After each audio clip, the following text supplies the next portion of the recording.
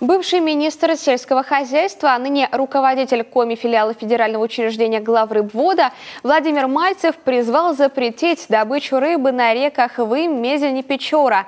Пятилетний мораторий, по его мнению, нужен для возрождения популяции лосося. Как пишет Коми-информ, сенсационное заявление было сделано в рамках публичной дискуссии по рыбной теме в Центре комикультуры. С голоду мы не умрем, а эффект будет очень большой. Конечно, нужно обеспечить надзор и контроль. Сегодня даже нет необходимости обсуждать, нужны ли рыбзаводы. Однозначно нужны. Те места, где рыбы нет, надо заселять искусственно выведенными мальками. В зарыблении нуждаются участки не только на Мезени, но и в верховьях Печоры, на Илыче, на притоках Щугара. По словам главного рыбовода, документация по строительству такого завода якобы уже на стадии согласования.